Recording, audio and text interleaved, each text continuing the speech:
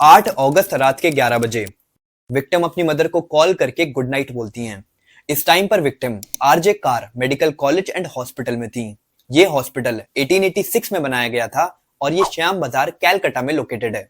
Victim एक 31 साल की महिला थी जो इस हॉस्पिटल में पोस्ट ग्रेजुएट ट्रेनी थी और इस रात वो इस हॉस्पिटल में अपनी 36 घंटे की शिफ्ट पर थी।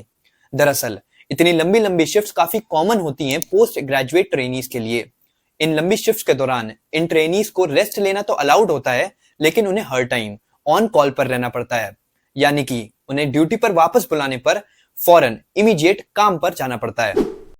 रात के 2 बजे विक्टिम 4 और लोगों के साथ हॉस्पिटल के 3rd फ्लोर पर सेमिनार हॉल में खाना ऑर्डर करती हैं और टीवी पर ओलंपिक्स देखती हैं। इन 4 लोग में 2 और पोस्ट ग्रेजुएट ट्रेनी, एक इंटर्न और एक हॉस्पिटल स्टाफर थे। कुछ देर ओलंपिक्स देखने के बाद ये 4 लोग सेमिनार रूम छोड़कर चले जाते हैं। अब क्योंकि विक्टिम की लंबी शिफ्ट थी और वो काफी थकी हुई थी, इसीलिए वो सेमिनार रूम में ही सो जाती हैं। रात के 3 बजे एक इंटर्न सेमिनार रूम में आकर उन्हें एक रिपोर्ट दिखाता है और वो ये रिपोर्ट देखने के बाद वापस सो जाती हैं। रात के 4 बजे ये आदमी हॉस्पिटल के सेमिनार हॉल में घूम रहा था। ये सेमिनार हॉल एक ही रास्ता था सेमिनार रूम में घुसने के लिए और इस हॉल के अंदर सीसीटीवी कैमरास मौजूद थे, बट अनफॉर्चुनेटली ये कैमरास सेमिनार रूम में मौजूद नहीं थे। सेमिनार रूम 30 बाय 40 फीट का एक कमरा है जिसमें आराम से 50 लोग बैठ सकते हैं।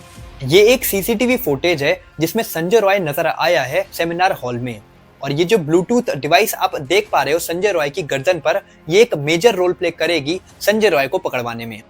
अराउंड 4:10 पर संजय रॉय सेमिनार रूम को एंटर करता है एंड विक्टिम का ब्रूटली रेप करता है। ये रेप इतना भयानक हुआ होता है कि विक्टिम की कंडीशन देखने के बाद ये न्यूज इंस्टेंटली नेशनल न्यूज बन जाती है and all over India protest शुरू हो जाता है।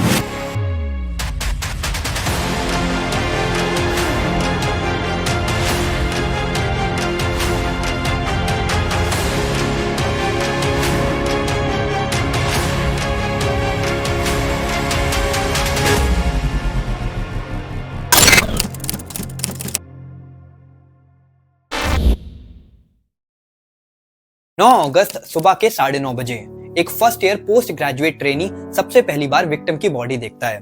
विक्टिम की बॉडी सेमी नेकेड होती है और उनकी आंखें और प्राइवेट पार्ट से खून निकल रहा होता है। यह देखकर ट्रेनी इमीडिएट अपने कलीग्स और सीनियर डॉक्टर्स को इन्फॉर्म करता है। 10:10 पर हॉस्पिटल तला पुलिस स्टेशन को इस इंसिडेंट के बारे में इन्फॉर्म करता है और करीब 10:30 बजे तक पुलिस ऑफिसर इंसिडेंट के स्पॉट पर पहुंच जाते हैं। 10:53 पर हॉस्पिटल के असिस्टेंट सुपरिटेंडेंट विक्टिम की फैमिली को कॉल करते हैं और उन्हें बताते हैं कि उनकी बेटी की तबीयत काफी खराब है और वो जल्दी से जल्दी हॉस्पिटल आ जाएं। 22 मिनट बाद 11:15 पर सेम आदमी फैमिली को कॉल करता है और बताता है कि आपकी बेटी ने सुसाइड कर ली है। दोपहर के 1 बजे लड़की की फैमिली हॉस्पिटल पहुंचती है और उन्हें 3 घंटा वेट कराया जाता है उनकी बेटी की बॉडी दिखाने से पहले। वहाँ हमको 3 घंटा खड़े रखा और जब बॉडी दिखाई भी जाती है तो कहा जाता है कि आप सिर्फ एक फोटो ले सकते हैं और फोटो लेने के बाद आपको बाहर आना होगा। अपनी बेटी को देखकर फादर टूट जाते हैं और कहते हैं कि ये कोई सुसाइड नहीं है बल्कि उनकी बेटी का रेप और मर्डर हुआ है। पुलिस इस डेथ को अननेचुरल डेथ कंसीडर कर रही थी। अननेचुरल डेथ जैसे कि accidents, murders and so on. But parents के कंप्लेन करने पर ये case rape and murder case में ट्रांसफर हो जाता है। एक तो इतना ब्रूटल रेप हुआ था, ऊपर से हॉस्पिटल लगातार कोशिश कर रहा था इस केस को केस कंसीडर करवाने में, जिस वजह से लोगों का गुस्सा और भी बढ़ जाता है एंड ऑल ओवर इंडिया के मेडिकल कॉलेजेस में प्रोटेस्ट स्टार्ट हो जाता है। एंड 13 अगस्त को इंसिडेंट के 4 दिन बाद ये केस स्टेट पुलिस से सीबीआई को ट्रांसफर हो जाता है।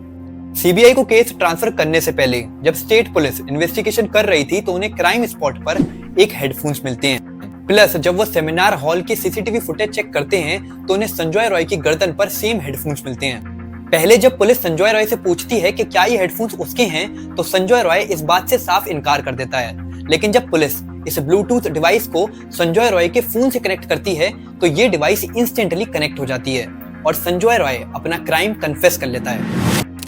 करंटली संजय रॉय इस केस का मेन अक्यूज्ड है और सीबीआई की कस्टडी में है। सीबीआई इस केस की तेजी से इन्वेस्टिगेशन कर रहा है और ये भी पॉसिबिलिटीज हैं कि इस क्राइम में और भी लोग इन्वॉल्व हों। फिलहाल जो भी अपडेट होगा इस क्राइम के बारे में वो आपको इस चैनल पर जरूर मिलेगा। लेकिन अभी के लिए जानते हैं संजय रॉय, रेपिस्ट साइकोलॉजी और इंडिया के रेप सिचुएशन के बारे में। संजय रॉय 33 साल का है और उसकी 4 शादियां हुई हैं। बताया जाता है कि संजय एक ट्रेंड बॉक्सर भी था और कुछ सीनियर पुलिस ऑफिसर को जानता था, जिसकी वजह से वो कोलकाता पुलिस वेलफेयर बोर्ड में पोस्ट हुआ और currently RJ car medical college and hospital में पुलिस आउटपोस्ट में था। संजय की फैमिली में माँ और 2 बहनें हैं और वो तीनों संजय को कलंक बुलाते हैं। यहाँ तक कि जब संजय के बारे में संजय की बहन से बात हुई तो उन्होंने उसके बारे में ये कहा, मैं उसके बारे में बिल्कुल बात नहीं करना चाहती, वो हमारी फैमिली के ऊपर एक गंदा धब्बा है, मैं उसके बारे में एक अच्छाई नहीं बता सकती और अगर उसे फांसी की सजा भी हुई तो हमारी फैमिली उसकी बॉडी कलेक्ट नहीं करेगी। अब इस वीडियो के सेकंड पार्ट पर आते हैं और समझते हैं कि आखिर ऐसे लोगों की क्या साइकोलॉजी होती है और वो क्या सोच रखते हैं वुमेन को लेकर। 1976 में एक पीएचडी स्टूडेंट ने न्यूज़पेपर में एडवर्टाइजमेंट निकाला। ये एडवर्टाइजमेंट कुछ ऐसा था, क्या तुम रेपिस्ट हो? अगर हाँ तो इस नंबर पर कॉल करो। इसके बाद सैम्यूल अपने फोन के पास बैठ गया और वेट करता रहा। सैम्यूल को कोई उम्मीद तो नहीं थी कि कोई कॉल आएगी, लेकिन फिर उसका फोन नियरली 200 बार रिंग करा एंड सैम्यूल ने 50 इंटरव्यूज कंप्लीट करे। डॉक्टर सैम्यूल स्मिथमैन काफी शॉक रह गए ये देखकर कि ये सभी रेपिस्ट कितना नॉर्मल साउंड कर रहे थे और इन सभी के बैकग्राउंड्स काफी अलग अलग थे एक दूसरे से, लेकिन कुछ चीजें थी जो डॉक्टर सैम्यूल ने कॉमन नोटिस करी इन रेपिस्ट में, जैसे कि ज्यादातर रेपिस्ट इस बात से डिनाई कर रहे थे कि उन्होंने किसी भी वुमेन का रेप किया है। वो बस इस बात को मानना ही नहीं चाह रहे थे कि सेक्सुअल वायलेंस जैसा कोई अपराध भी है। सुनने में थोड़ा कंफ्यूजिंग जरूर है, लेकिन आप ऐसा समझो कि कोई आदमी क्राइम करे और उसके लिए वो क्राइम है ही नहीं, इसीलिए ज्यादातर रेपिस्ट दोष देते हैं विक्टिम को।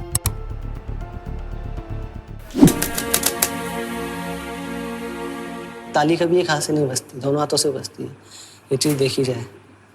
अगर कोई शरीफ लड़की होती है रात को 9 बजे मतलब नहीं घूमती है, लड़के भी उतने उससे ज़्यादा जिम्मेदार है रेप के लिए, ये लड़के हैं उससे ज़्यादा। दूसरी चीज जो डॉक्टर ने नोटिस करी वो ये थी कि ज्यादातर रेपिस्ट यंग एज के थे। बैंगलोर की एक रिपोर्ट है जिसके हिसाब से ज्यादातर रेपिस्ट 21 से 30 साल के होते हैं।